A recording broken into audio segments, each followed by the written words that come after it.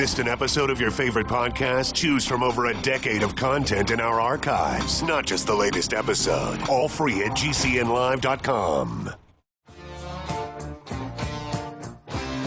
This is your call to action. Get prepared, America. Economy, survival, energy, disasters.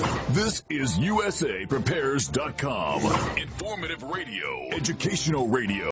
Interact now by emailing instructor@usaprepares.com or text at 434-390-7953. Class, please take your seats. Now, your instructor, Vincent Finelli. Everyone all set, cocked, locked? Announced it correctly to USA Prepares. Thank you for being in class with us. Jason is engineering the broadcast in Minnesota. I'm Vincent Finelli. If you'd like to call us, 866-582-9933, 866-582-9933.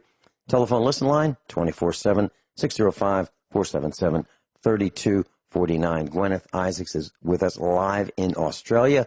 Welcome, Guineith. Hello, Vincent. How are you today? I am really, really well. I haven't announced the results of the election of the selection of the board of directors of Laclede Electric Cooperative. I'm going to announce what happened in detail on Friday. So I just want to let the class know that we will be doing a special broadcast on the anatomy of running for the board, what happens, how it works, what the expected results can be, and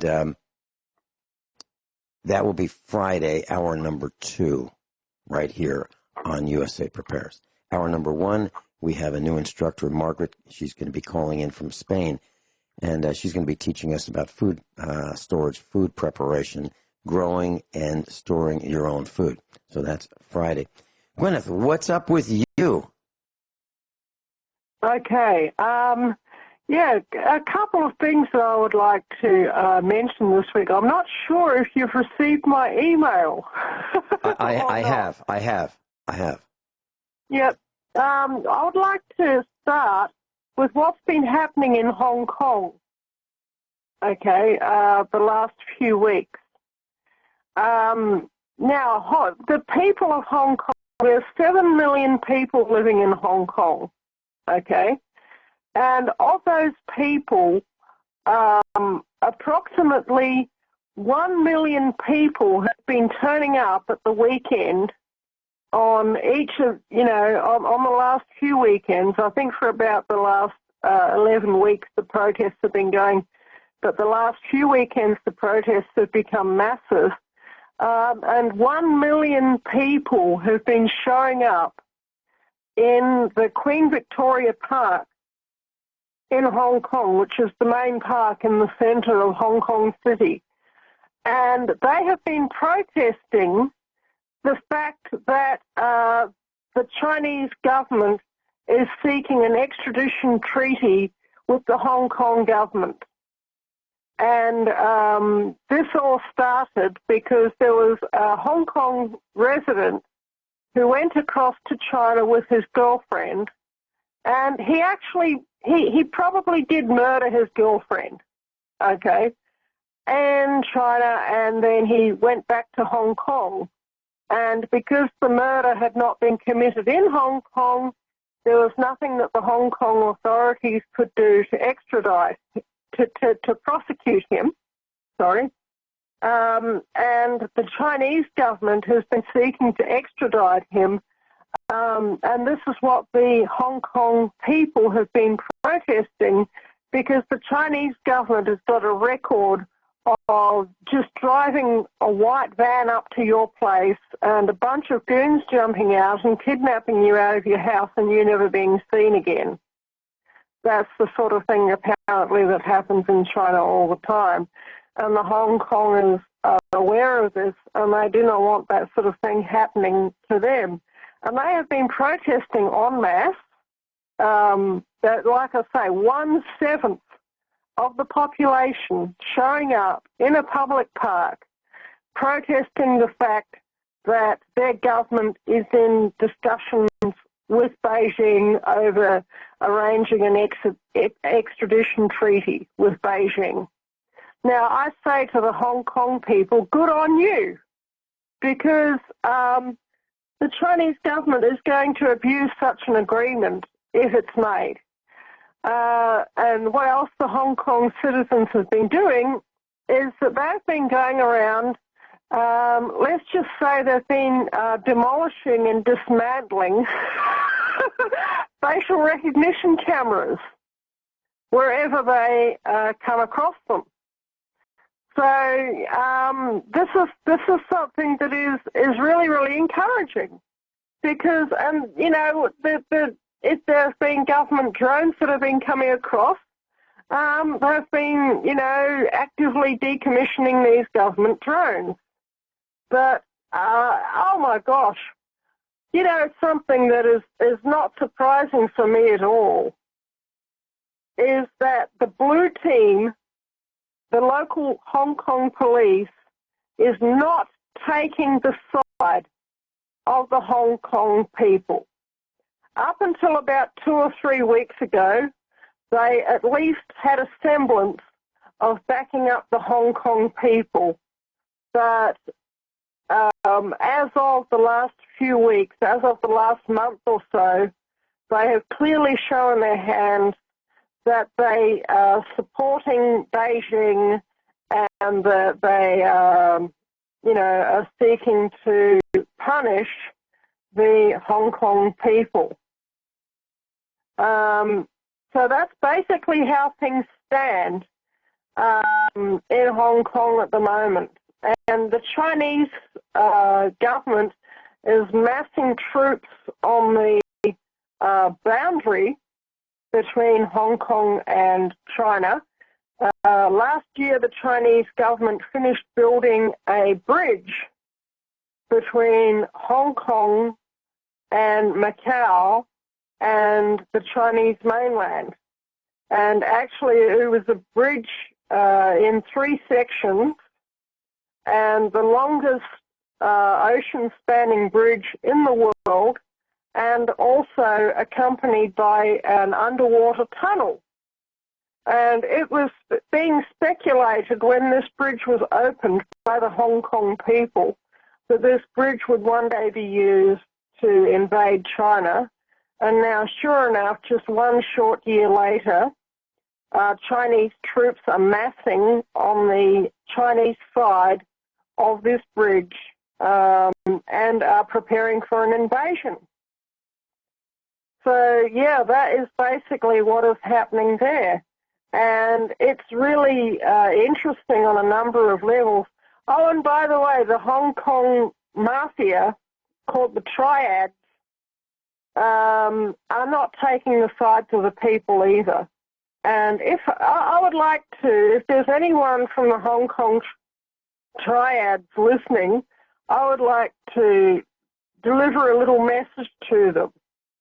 The Chinese government is not on your side.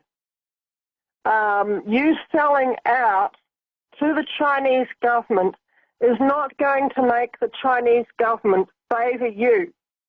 They, as soon as they are going to get into control, they are going to slaughter you, Triad members. I can assure you of that.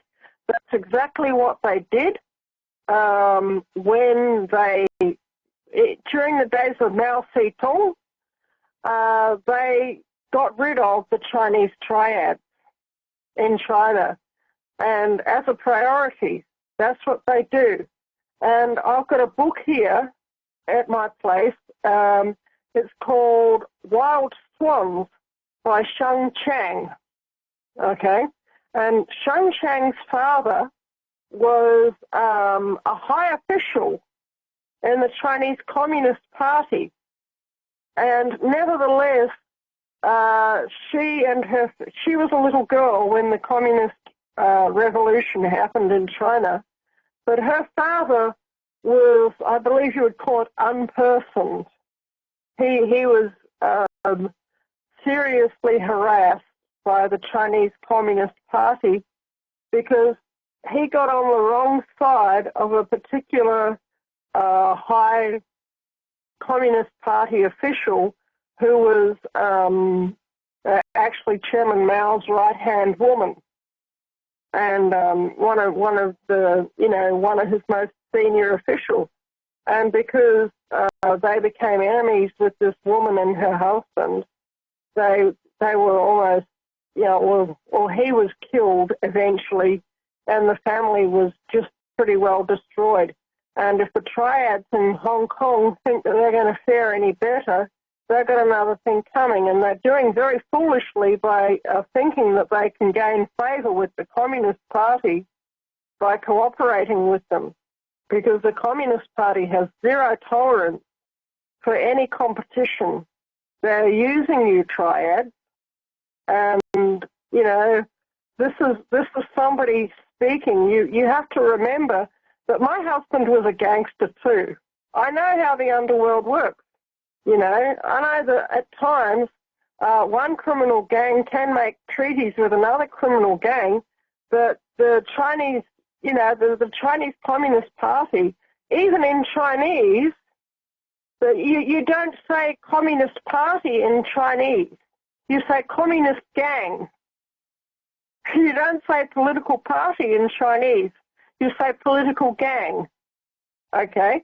There's no word for political party as such, like there is in English, that is separate from the word for gang. Okay? This is how you have to view them. But the Chinese communists in particular have got a very long history of double-crossing and destroying rival gangs. And the Hong Kong triads, I would like to speak to you. If there's anyone from the Hong Kong triads listening, you are going to be double-crossed, and you're doing very, very foolishly by cooperating with the Chinese Communist Party, because they are going to kill you all. Does that make sense, Vincent? It does. And I know a man who is Chinese, and he decided that he would find his wife in China. So he went to China. Now, he's an American, but he's of Chinese descent.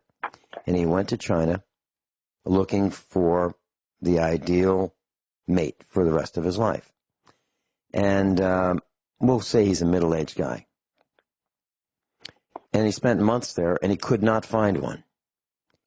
He found lots of women, but none that would work out, because all of them had been brainwashed by the Chinese government through the educational system.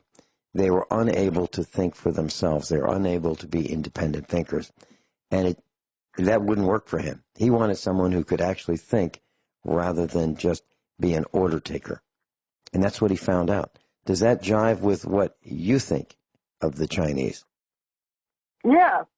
And, I should point out here that I love Chinese culture. I love the Chinese people. And my husband, Archie, as well, also loved the Chinese people. And he actually traveled to China. He traveled to Hong Kong, back in the days when it was British Hong Kong, by the way. He traveled to Guilin and Guangzhou and Shenzhen.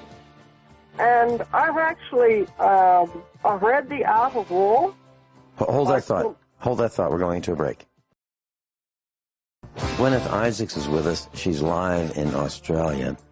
And you mentioned that you read The Art of War. The Art of War was written in the 5th century by Sun Tzu. And there are 13 chapters. And chapter 1 is laying plans. Chapter 2 is waging war. 3, attack by strategy. 4, tactical dispositions. 5 is the use of energy. 6 is weak points. 7 is maneuvering an army. 8 is variation of tactics. 9 is the army on the march. 10 is the classification of the terrain. 11 is some 9 situations. 12 is attacking by fire. And 13 is the use of spies. Guineith, please share with us your thoughts on Sun Tzu's Art of War.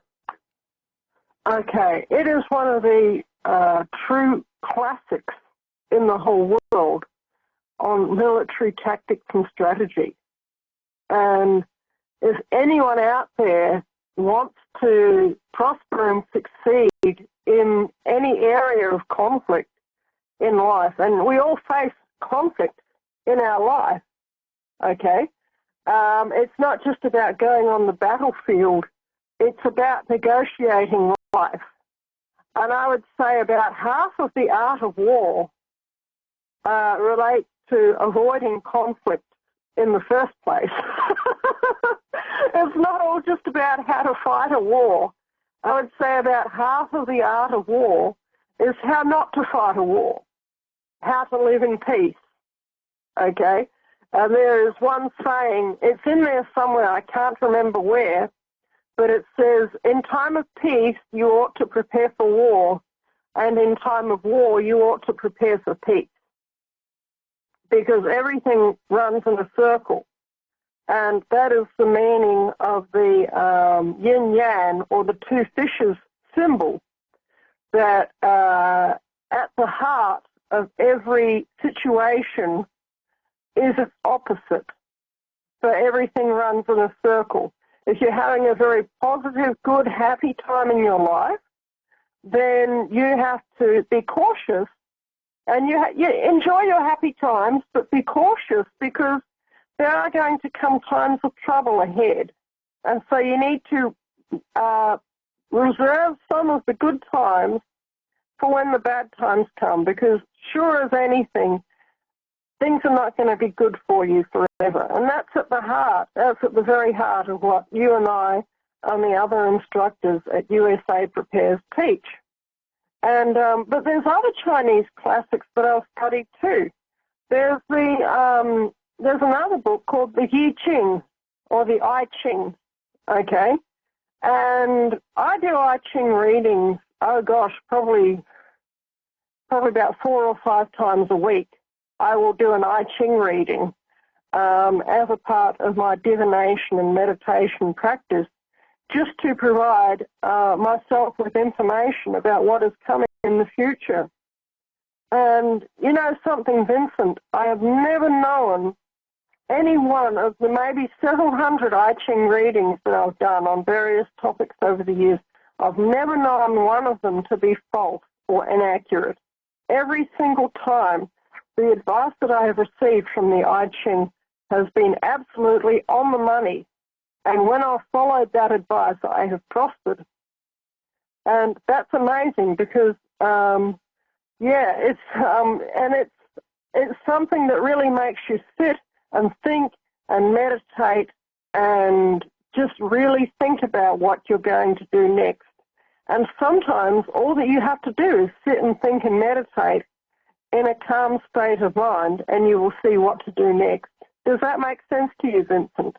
It does, and I've asked Dr. Norman Shealy about that, and clearly the smartest people are those who meditate and think clearly and push away distractions and just think, take the time to think. And the opposite would be the GDP, who have their smartphones next to them while they're trying to accomplish something. And clearly, just having a smartphone in front of you, whether you're using it or not, just having it in your sight, line of sight, causes so much distraction that you perform about 20% less effectively just having it near you. Yeah. We'll be right back with Guineith Isaacs. Guineith Isaacs is with us, live in Australia. We're talking about the art of war. We have a copy here, right here at the farmhouse. We've had it for a long time. And if you decide that you'd like to take a look at it, of course, you can go to the library. If you want to own it, you can own it for as little as, 99 cents on eBay. There are plenty of volumes. You can spend more and get a hardcover. I prefer hardcover books to soft covers because I think the paper is better. It doesn't yellow as much, and it's there for the duration. So in our library, we have the hardcover. Guineith, your thoughts? Okay, I have the paperback version, mostly because it was what was available at the time. I happened to see it in a bookshop, and I went, oh, that's a book that I would like to have, and I'd heard about it. And so I bought it, and I took it home, and it's been in my library ever since. It's probably one of the more important books that I own. I would say the most important book that I own is the Holy Bible. Okay, but I collect books. Usually, I buy at least one or two books a fortnight when I go into town. It's pretty rare for me to come home without a book, and I think that that's actually a good policy. Is to go out and look and see if there is a book that you would like. And sometimes they're novels, but sometimes you do find books like The Art of War. And I also have I mentioned the I Ching, and I also have another book which is an Indian book, religious text called, excuse me, I'm just sitting with my cell phone here. I'm trying to get it to down. An Indian religious text called the Bhagavad Gita, which means the Song of God. Okay, and that book is about an ancient war that happened around about 4,000 or 3,500 years ago or thereabouts. And you can learn so much by reading these really, really, really ancient books, like the Bhagavad Gita, and like the I Ching, and like the Art of War, and like the Holy Bible. People need to read these books because they can learn so much about how the world really operates. Because you know something, Vincent, the world, human psychology has not changed in thousands and thousands and thousands of years.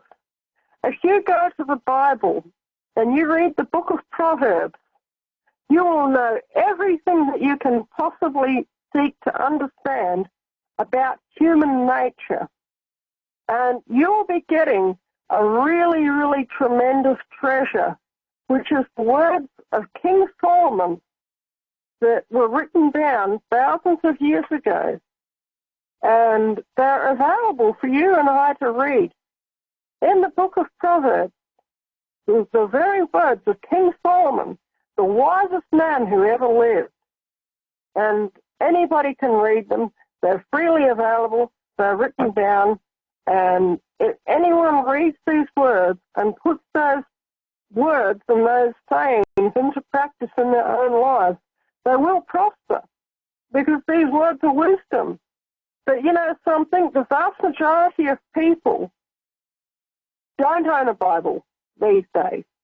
The vast majority of people have never read the book of Proverbs, and they've never read the book of Ecclesiastes, which was also written by King Solomon, and they've never read the Song of Solomon, which was also written by King Solomon. So there you got three books written by the wisest man who ever lived, freely available. Anyone can go to any bookstore and buy a copy of the Bible, and they can read these words, written by the wisest man who ever lived, King Solomon.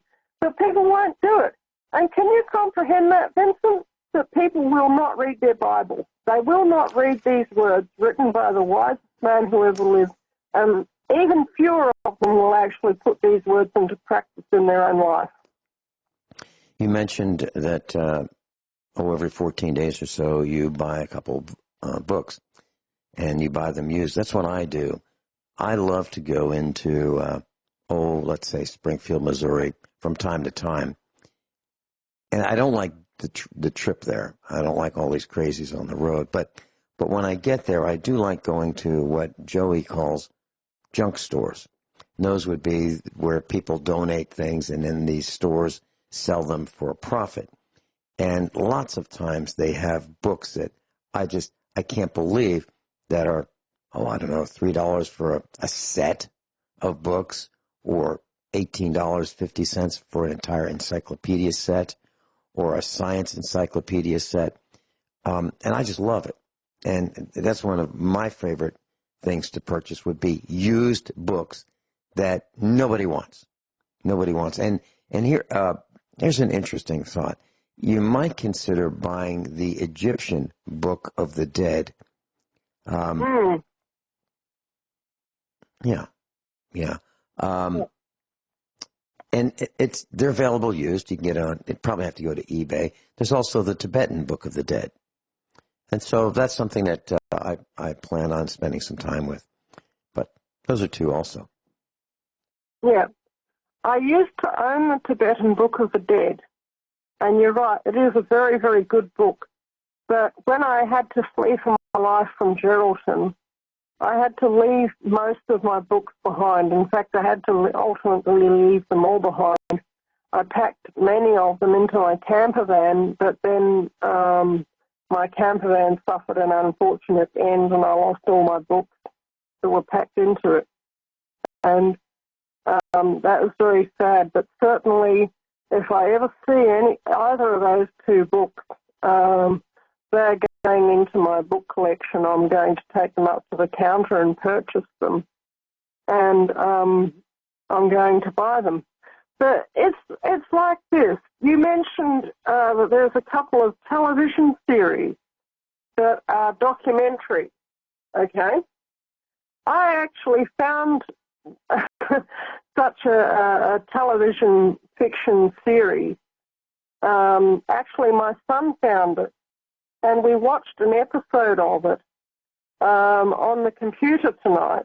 You know, he had recorded it on DVR, and he had it on his computer. And so we watched an episode of it.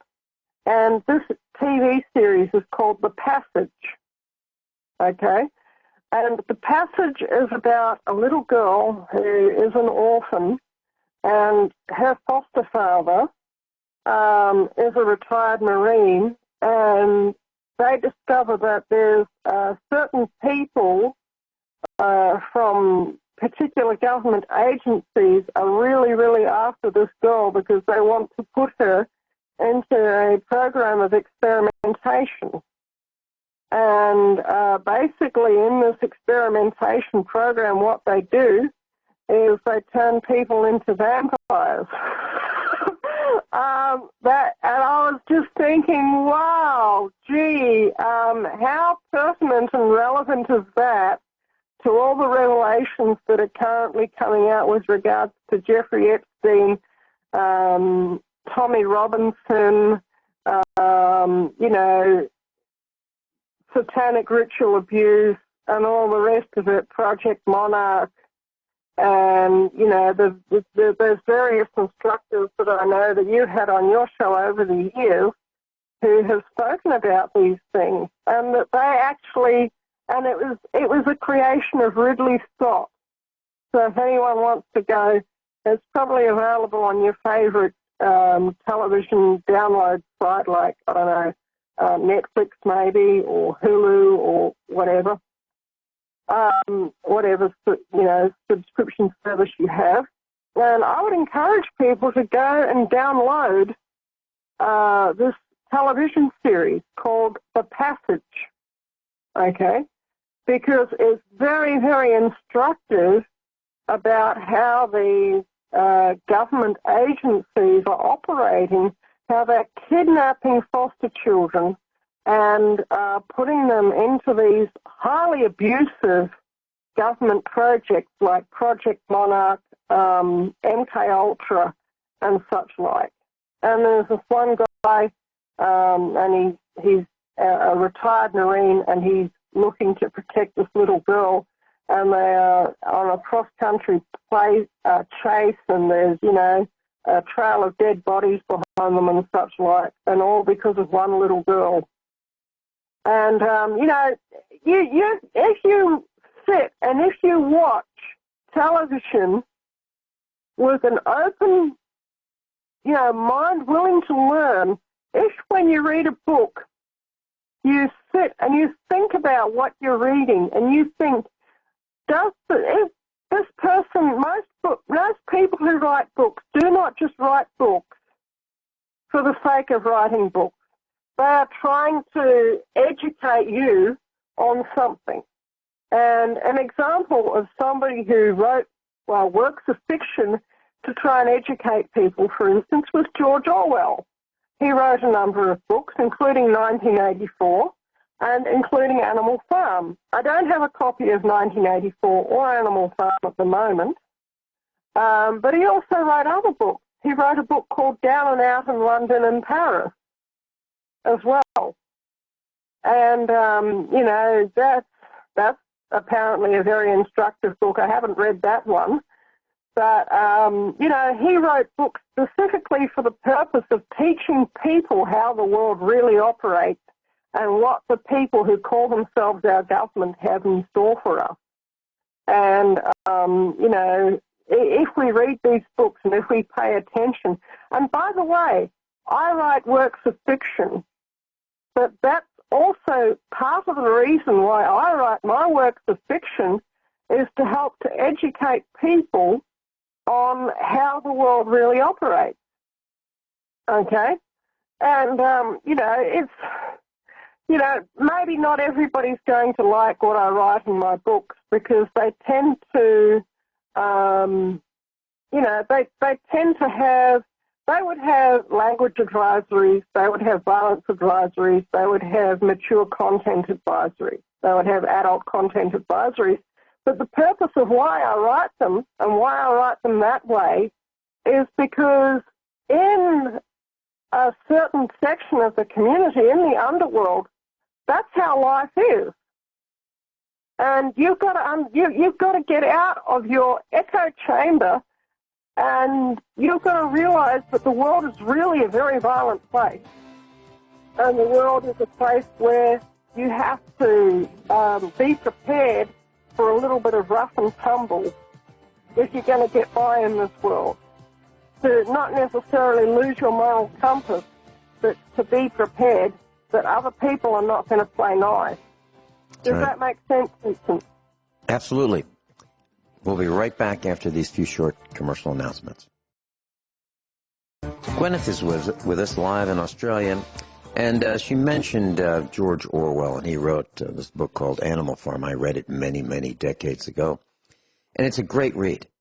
It's fiction. It was published in 1945. The author's name, a pseudonym, was George Orwell. And this book was backed by the CIA. And it's fiction. And it's about this farm. And there's a farmer who runs the farm, and his name is Farmer Jones. And there are animals on the farm, and they're not really happy because they get a chance to see that the farmer's living in a house, and they actually don't live in the house. They have it a little rougher than the farm, so they decide that they're going to take over. And so there's a farm animal, a pig, who becomes the leader, and his name is Napoleon. And Napoleon organizes the farm animals, and everybody's equal initially.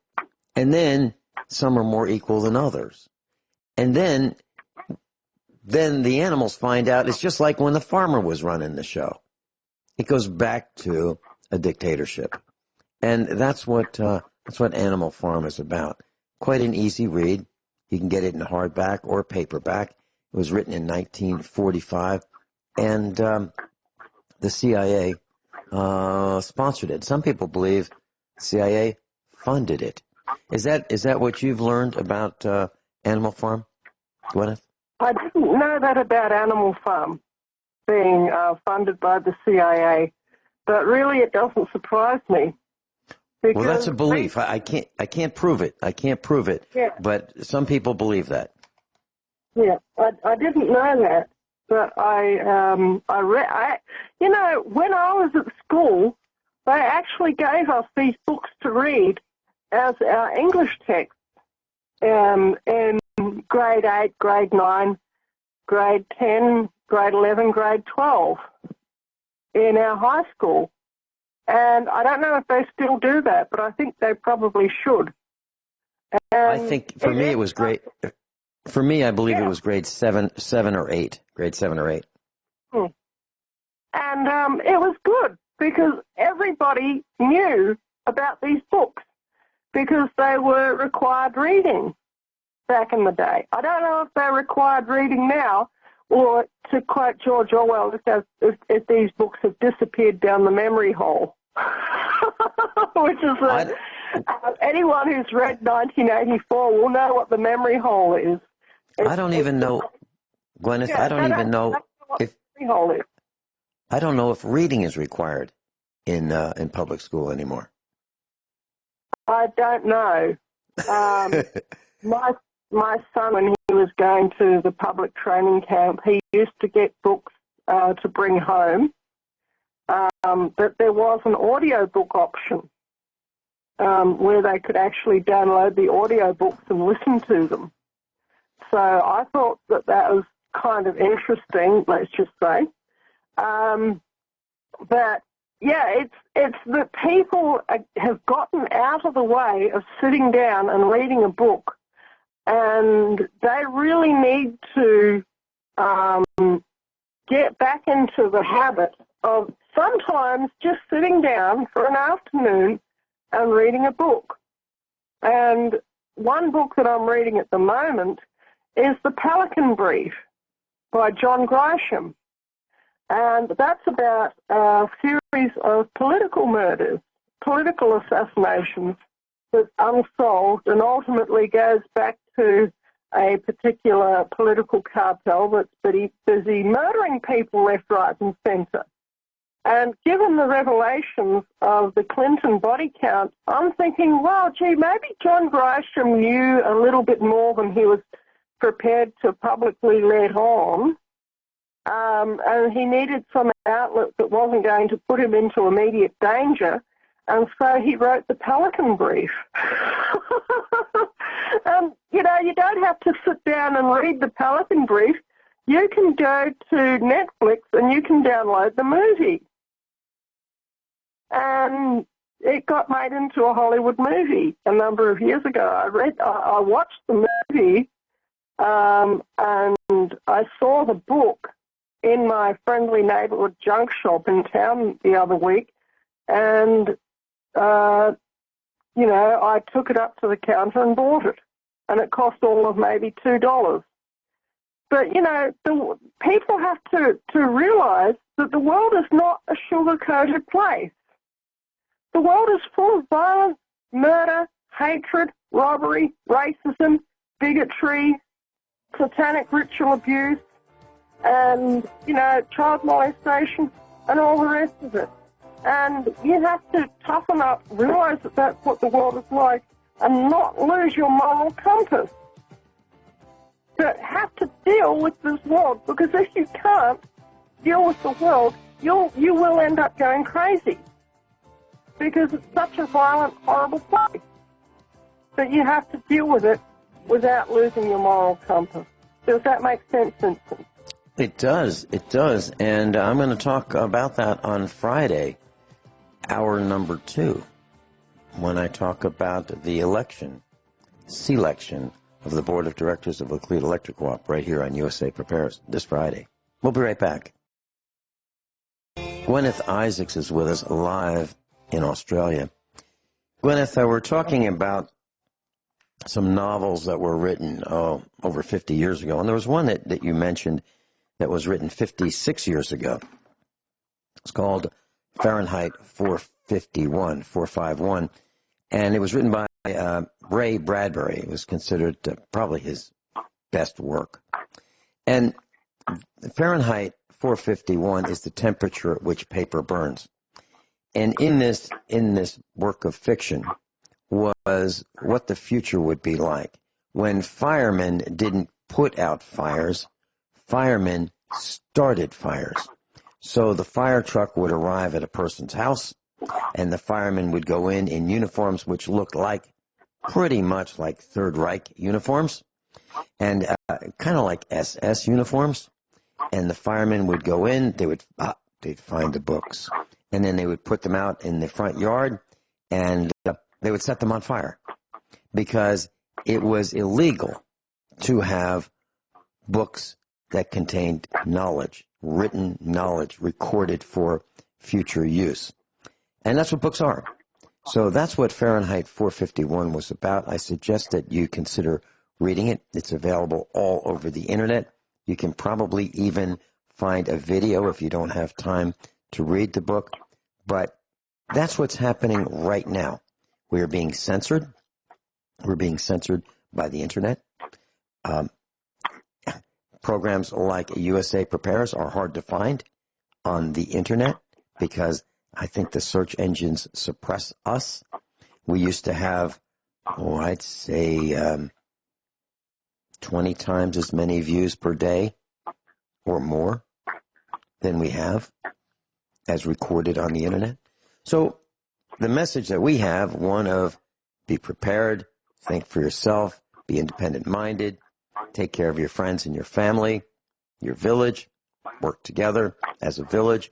Those kinds of things that we teach are soon to be, I think, made, I won't say illegal, but close to it. So if you think the way we do, many people would consider you a nut or a nutcase. And we think just the opposite. We think that people who think other than the way we think, growing a garden, learning how to do things, being able to fix your faucet, running plumbing, repairing plumbing, doing your own wiring, building your own sheds and houses, those kinds of things, fixing your equipment, your cars, your tractors. We think people who don't know how to do that are nuts. So just a thought about another work that you should consider, in my opinion, Fahrenheit 451. Guineith, your thoughts on that?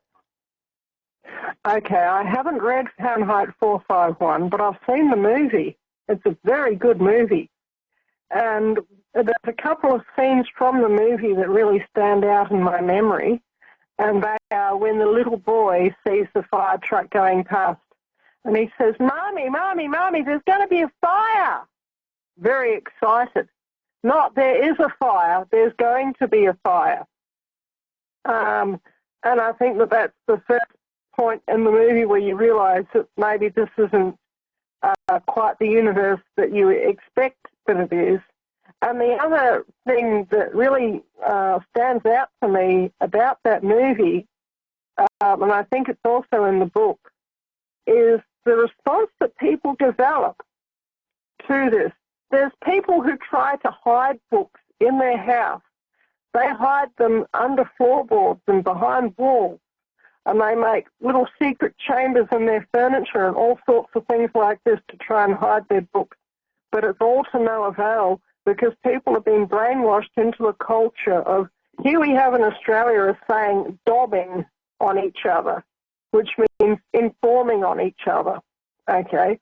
And that's as much of a problem in the society as the lack of literature itself, is that this particular set of government rules invites people to not be loyal to each other, to inform on each other.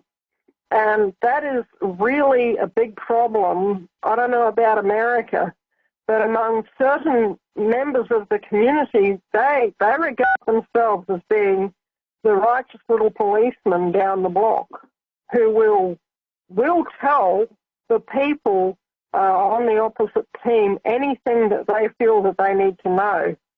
And these people are a problem because they think that they're doing the right thing. That they're so full of self-righteousness, you can't talk to them. And, you know, they don't realize that by their actions, they are actually destroying their own society, you know. And the Apostle Paul in the Bible said something.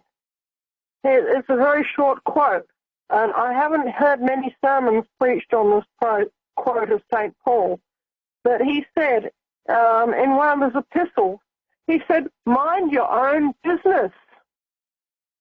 I don't think I've ever heard a sermon preached on the Apostle Paul advising people to mind their own business.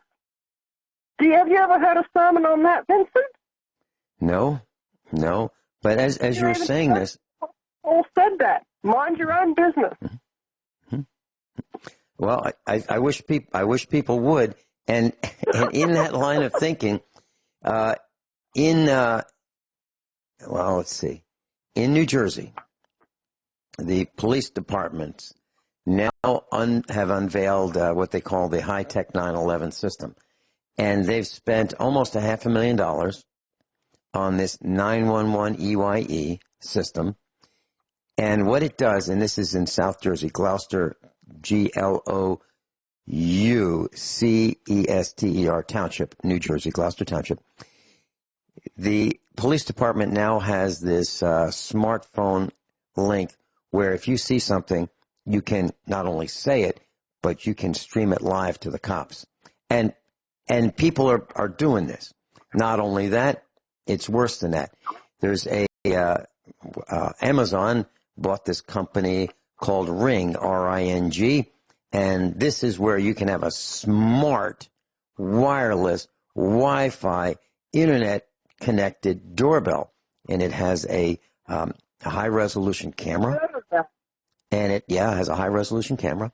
It has a microphone, so these doorbells look out from the front door in a way that they can see what's in the front yard.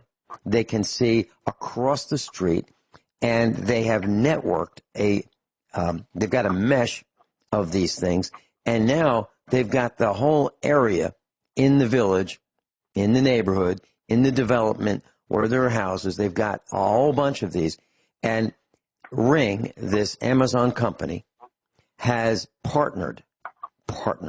That sounds like a gang.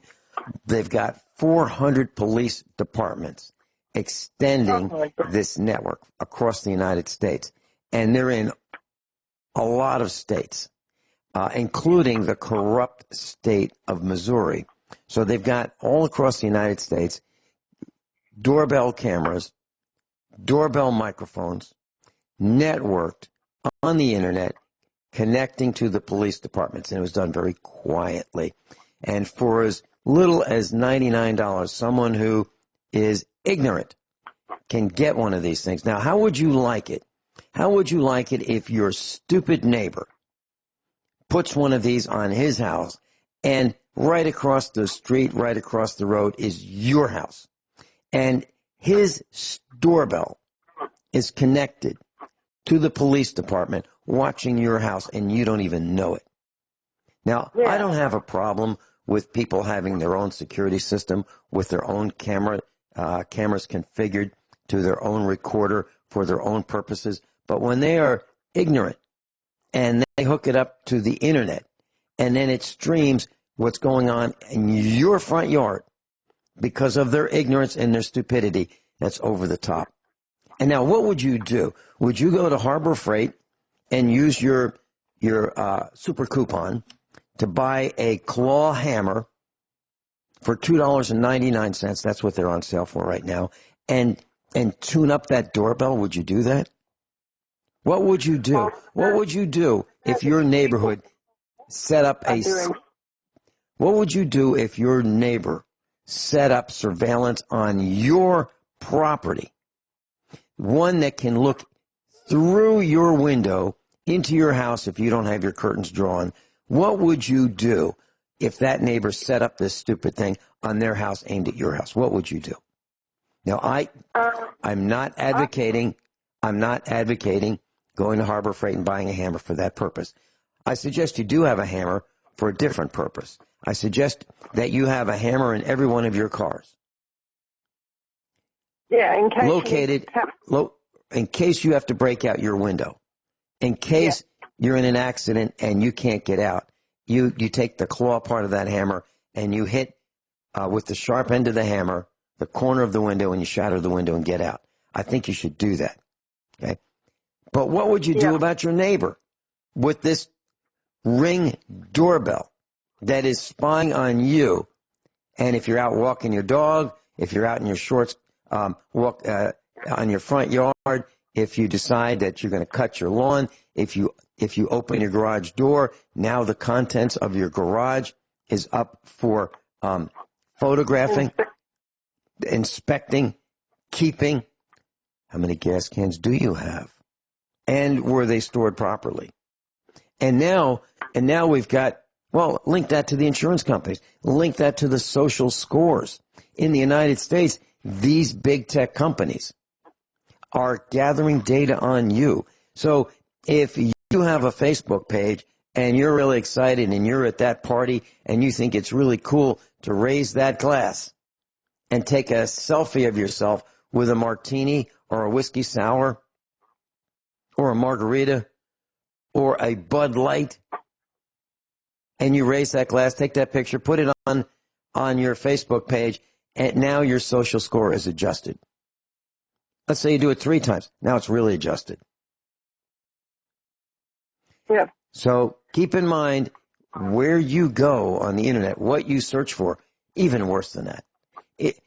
Some people have Wi-Fi in the village, and they think, you know what, I don't care if my neighbor uses it. It's all right.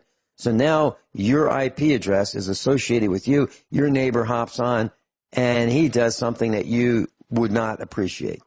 He goes to some porn site or something. Now, who is that attributed to? That would be you. That would be you. So, do I have Wi-Fi? No. Why? I just told you why. That's one reason. Another reason is I don't want the electromagnetic radiation. So think about some of those things, class. Has anyone told you that? I don't think so. I think you just learned that right here, right now. Guineith Isaacs and I will be right back. I'll see if I can lower my blood pressure just a tad, and we'll talk more about these kinds of things.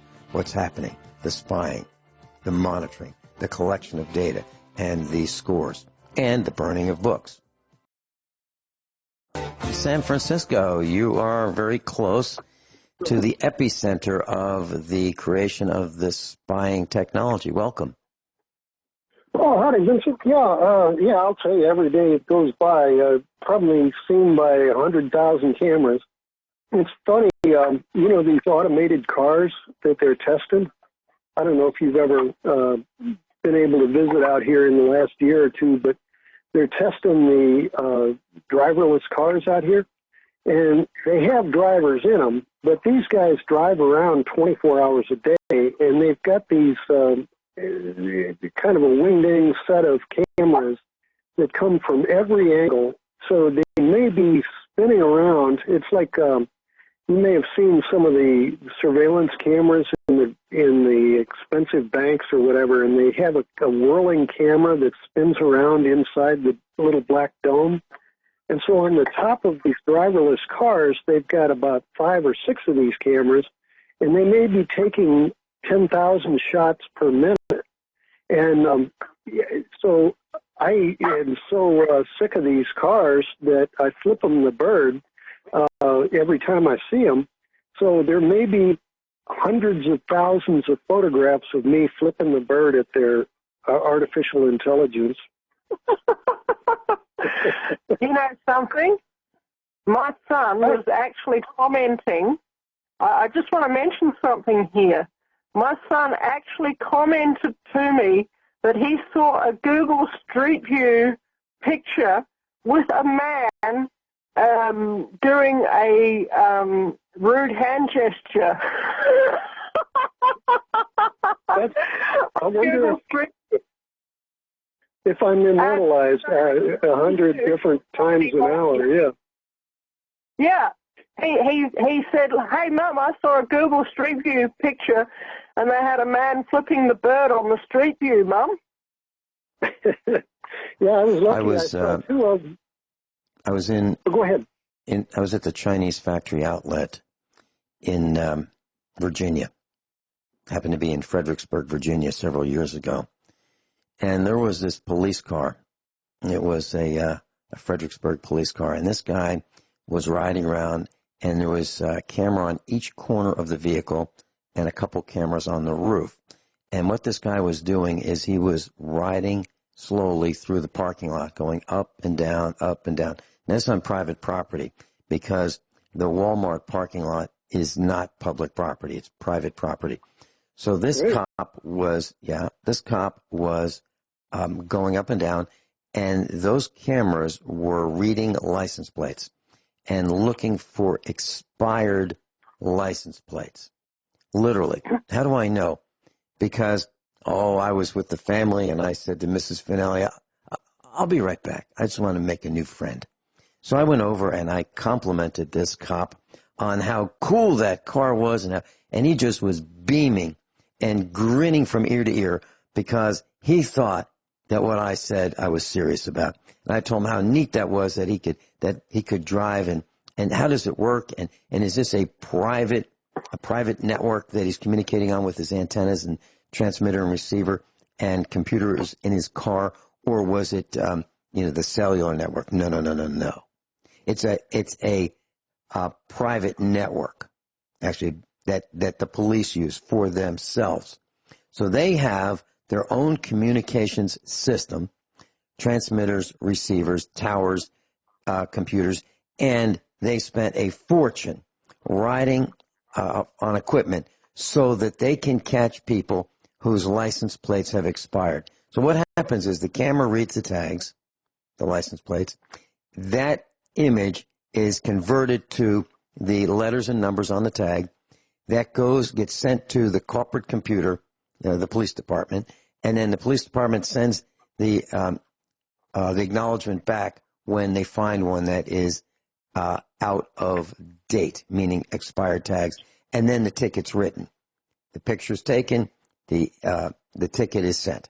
So it's a revenue thing on private property. That's what happened in Virginia, and that was many, many years ago that I saw this, and they're darn proud of it.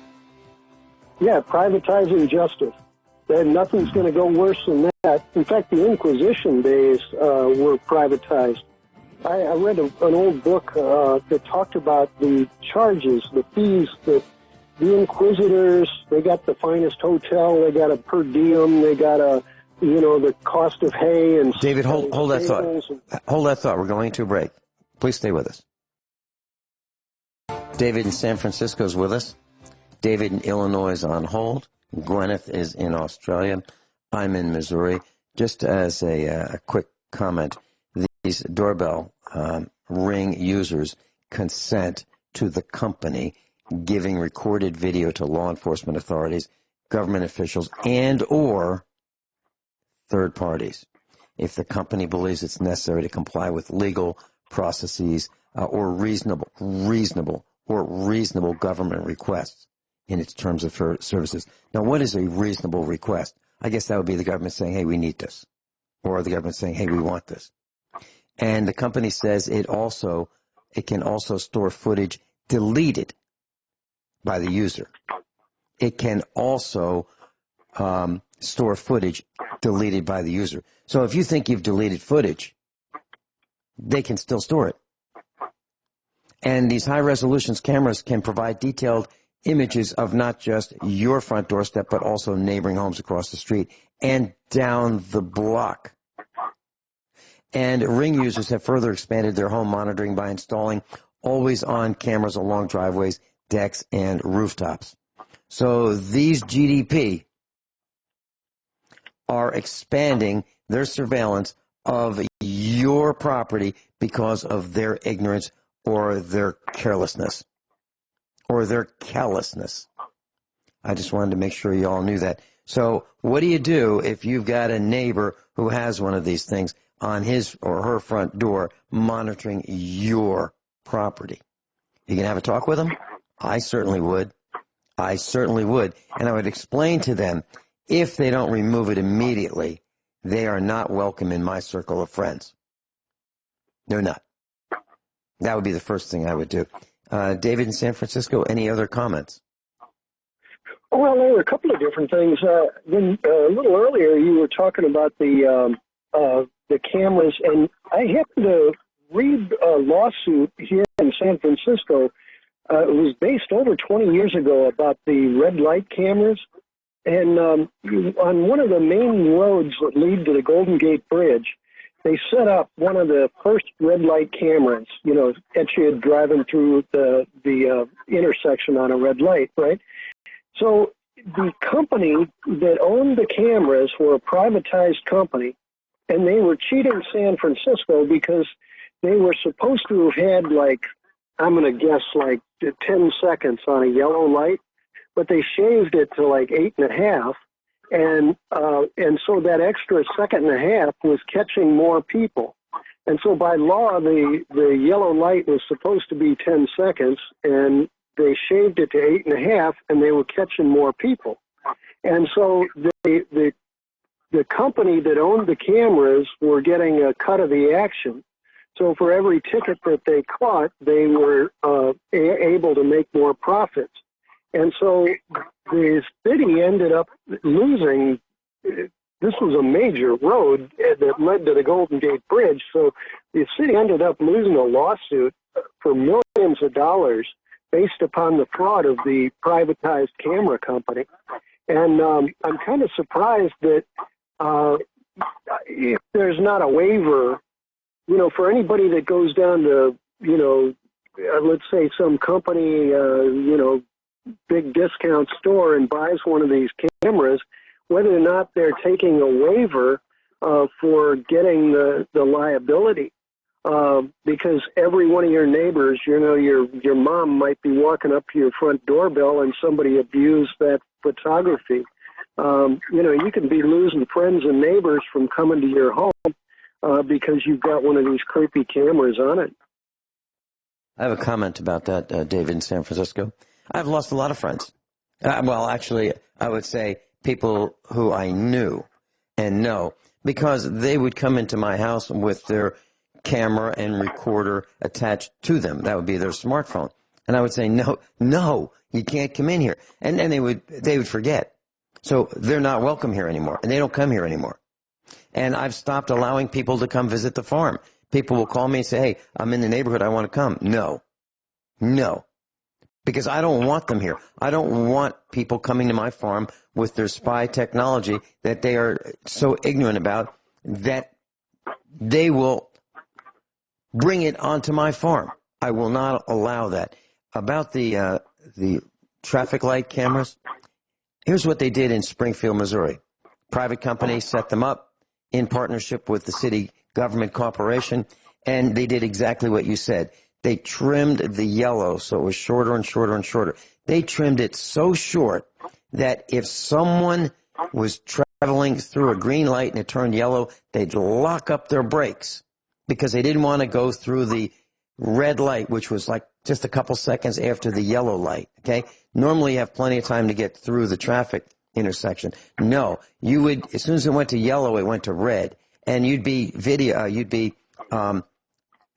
going through a red light. So people would slam on their brakes, and what that did was that caused rear-end collisions. Because the yellow light was so short, the first car would slam on the brakes, the second car following would slam into the first car, and then they had a rash of unnecessary accidents. And then what they would do is they would send an image of that license plate with your license plate to your house. Now, you don't give a ticket to the vehicle, you give a ticket to the operator, the driver. So you could have lent your car to someone. That person could have gone through that red light because the yellow was so fast you couldn't stop and gotten a ticket, and then the city would send you the ticket without you being in the car. And it was found to be against the law, and they stopped it. But that's the kind of abuses that cities are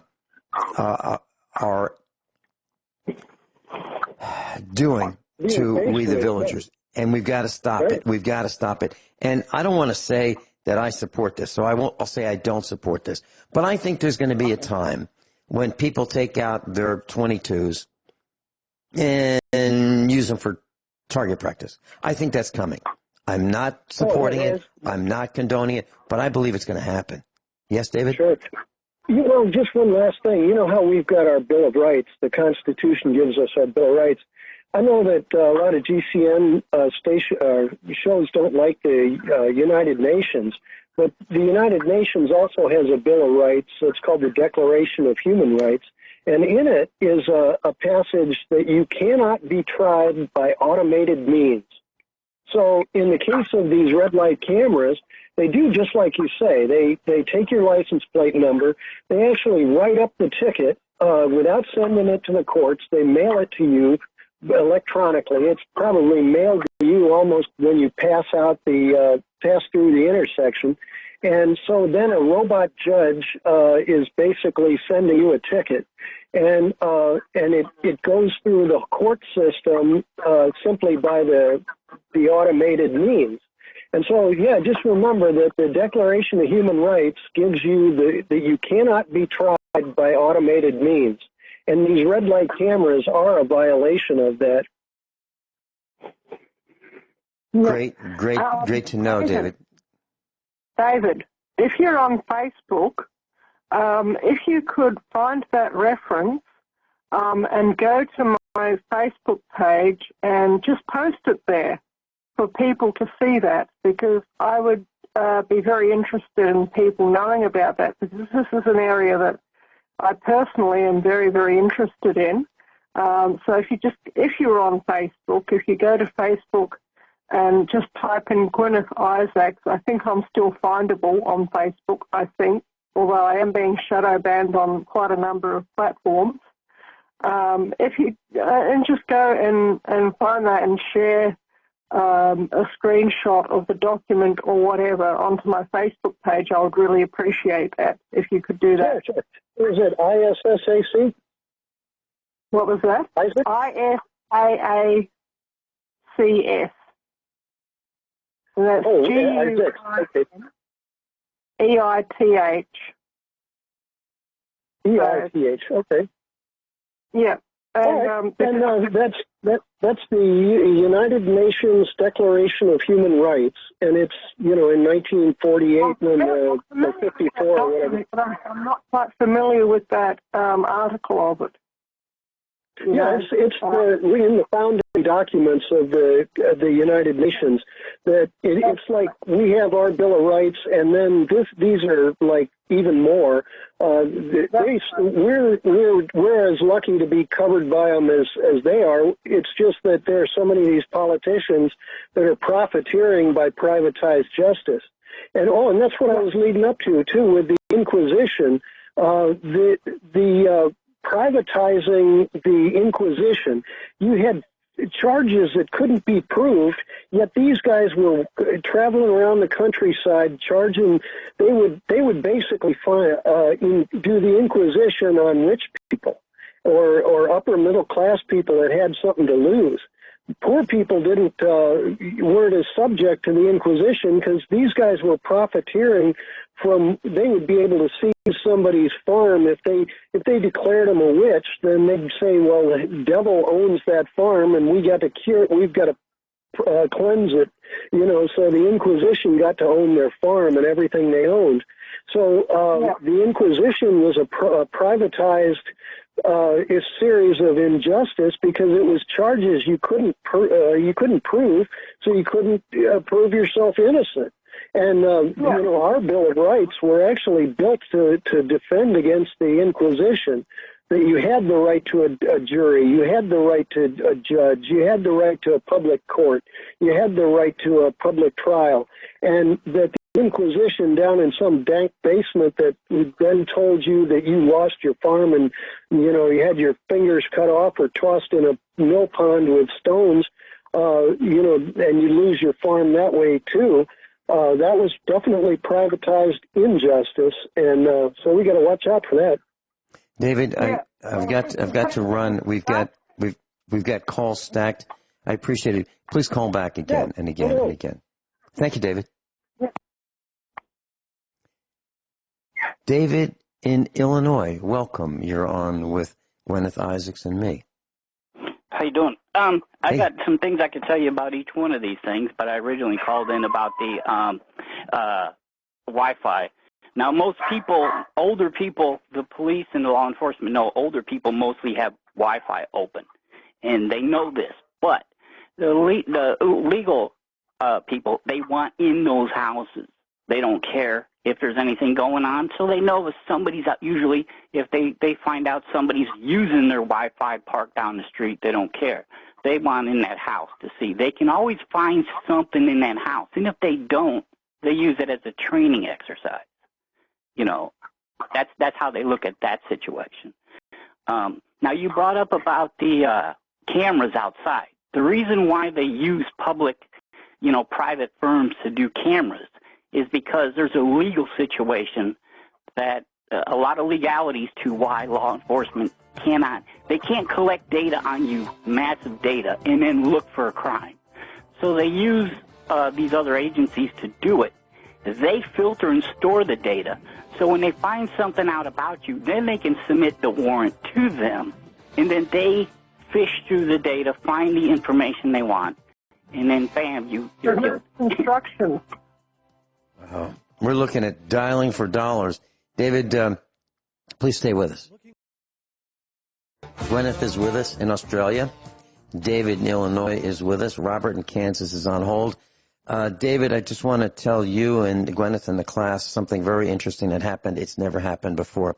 Class, I've got 4 separate computers running this broadcast here at the farmhouse. It's all on uninterruptible power.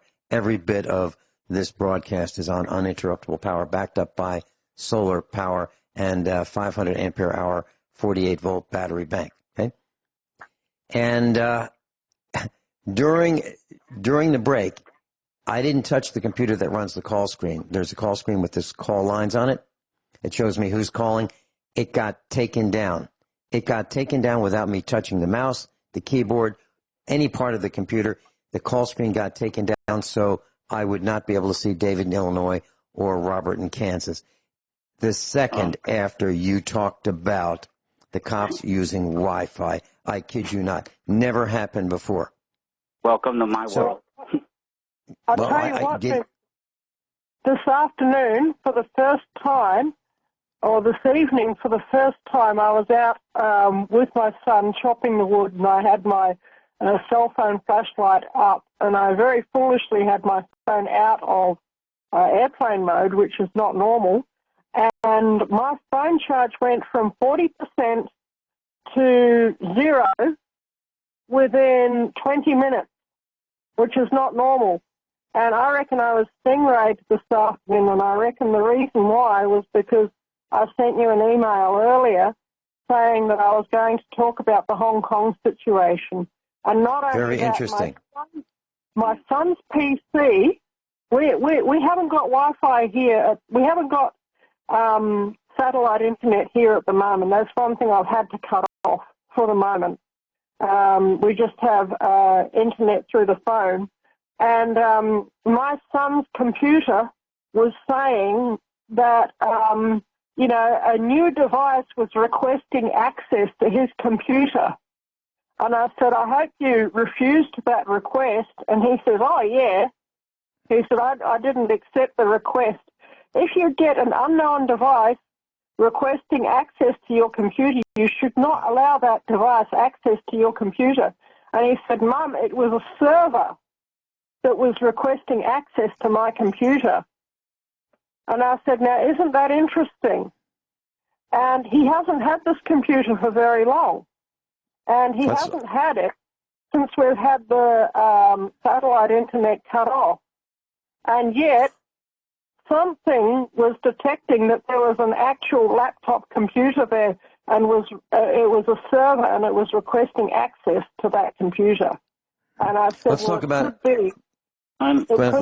about one other thing very quickly. We only have another minute or so. Yeah. Prime, which is an Amazon streaming video service, is now saying to people who have older desktop devices like a DVD player or a Blu-ray player that starting near the end of next month they will not work anymore. David, do you know anything about that? I don't. I just know the government has been they use DVDs to actually record all the data quite a while ago. Now they're going to servers. They're going just to servers. So they're getting away with that. And if they can get away with that, they can get away with us storing our own data. They can then access the data because most of our data is on network. My take was a little different. My take was that Prime is in bed, Amazon meaning, Prime meaning Amazon, that they're in bed with the government and they want new devices so that they can spy on us even more. Right. And the older devices weren't adequate for their spying. In backdoors. Yeah. So they're going to, if you want video from Prime, you're going to have to get the new device, which is an outrage. It's an absolute outrage. I'll tell you one thing real quick. You talked about the government service. I don't know about so much the local, your local police departments as much anymore. Once he went to the federal government, it was federal. Those guys have everything you can possibly believe in their cars. They drive with it right there. They can do anything they want in them vehicles. What you're talking about, facial recognition, you're talking about license plate lookup, you're talking about they can access concealed carry. Networks, everything. He said those cars, and when I was in them cars with them, I mean, I'm like, how are you driving like this and getting away with the cameras? They know who we are. We got stuff in the vehicles. They know, those cameras know instantly who we are. I mean, it would be a nightmare driving with those guys. It's terrifying. I mean, and it just, but they have everything in them cars. Everything in them cars. You could possibly think of, they can do. Are you saying that they can take your fingerprint and have it analyzed right then and there in their database?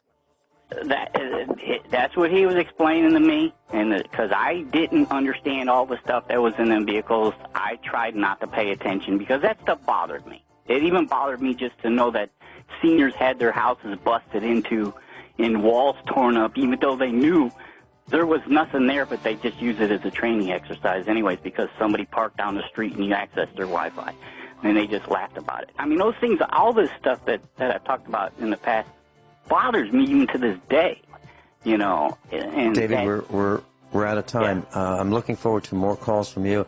Robert in Kansas, I'm sorry we didn't get a chance to get to you. Please feel free to call back at another time. Guineith, thank you so much for staying up late with us. Above all, honesty and integrity. What happens next is up to you.